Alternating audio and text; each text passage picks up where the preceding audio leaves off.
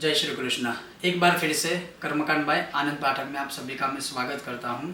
5 फरवरी माघ पूर्णिमा और रवि पुष्य अमृत योग या रवि पुष्यामृत योग प्रातः काल सूर्य उदय से शुरू होकर दोपहर के 12:03 या 12:13 तक रवि पुष्यामृत योग है।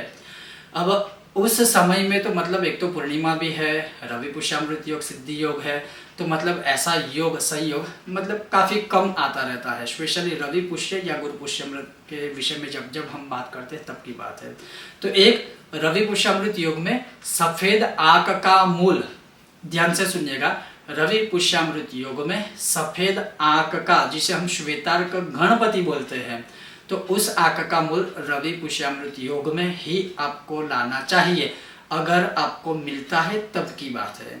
और रवि पुष्यामृत योग में श्वेतार्क गणपति को आमंत्रित करके निकाल के उनका जो नेचुरल स्वरूप है, जो मूल रूप से निकाला जाता है धरती माता की गोद में से, तो वो श्वेतार्क गणपति को सिंदूर लेपन से लेकर सारी प्राण प्रतिष्ठा की प्रक्रिया आदि जो होती है श्वेतार्क गणपति की, वो रवि पुष्यामृत योग में करना बहुत ही शुभ माना गया है।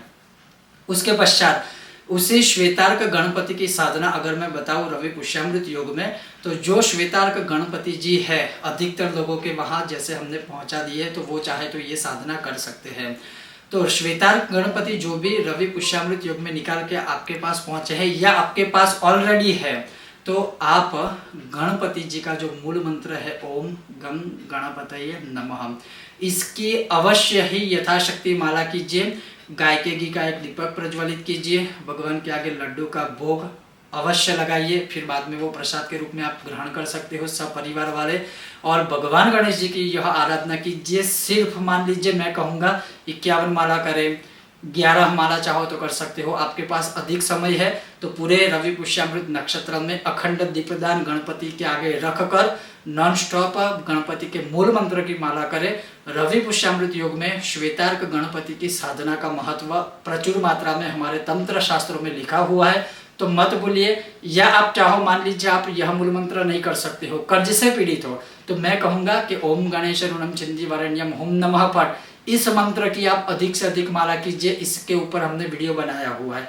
ये भी नहीं कर सकते हो तो स्तोत्र कीजिए, जो रुद्रमल में गणेश ऋण मुक्ति स्तोत्र है, भगवान शिव और पार्वती जी के संवाद से जो प्रकटित हुआ था, तो वो कीजिए। मैं आपको कहता हूँ अवश्य ही कर्ज मुक्ति के द्वार खुले जाते हैं। कुछ नहीं कर पाए तो कोई बात नहीं, लेकिन श्वेतार्क गणपति अवश्य ही उस दिन आप स्थापित करें, या आपके नाम से उसी दिन वह गणपति को धरती माता की गोद में से निकाल कर मतलब प्राण प्रतिष्ठा आदि या सिंदूर लेपन आदि आप उस दिन कर सकते हो।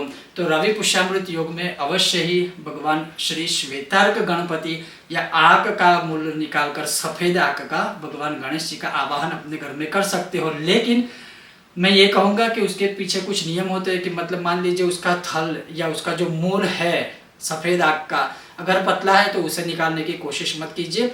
कुछ वर्षों के बाद अपने आप आकृति बनती है। इस विषय में भी मैंने विस्तार से 2 साल पहले वीडियो बनाए थे, वो आप चाहो तो देख सकते हो। ऐसा नहीं है कि कोई भी सफ़ेद आग देख लिया उसको फिर उखाड़ लिया फिर गणपति की आकृति बनाकर घर में लाए, दोष लगेगा। उनको आवाहन करना होता है, या मतलब मानिए उनका जो मूल होता है पूरे आक के पौधे का या पेड़ का, वो थोड़ा ठीक होता है, और उसी को आमंत्रित करके ब्राह्मण द्वारा आप वो ला सकते हो और फिर भगवान गणेश के रूप में उसकी स्थापना घर में कर सकते हो। तो ये था एक विशेष उपाय और बहुत तीव्र उपाय है। अवश्य अगर आप गणेश भक्त हो तो अवश्य कीजिएगा। नहीं भी हो मान लीजिए गणेश भक्त लेकिन कर्ज से पीड़ित हो, अवश्य कीजिएगा। कोई आकस्मिक संकट लाइफ में बहुत बड़े हैं, मूल मंत्र की माला कीजिए श्वेतार्क गणपति के सामने, बहुत ही फायदा होगा। ये था एक संक्षिप्त विषय और वीडियो। आपको यह विषय वीडियो कैसा लगा मुझे बताइएगा, और अगर पसंद आया हो विषय वीडियो अवश्य लाइक कीजिएगा, शेयर कीजिएगा। चैनल पर नए हो तो सब्सक्राइब करके घंटे का आइकॉन अवश्य दबाइएगा। ओम गणेश।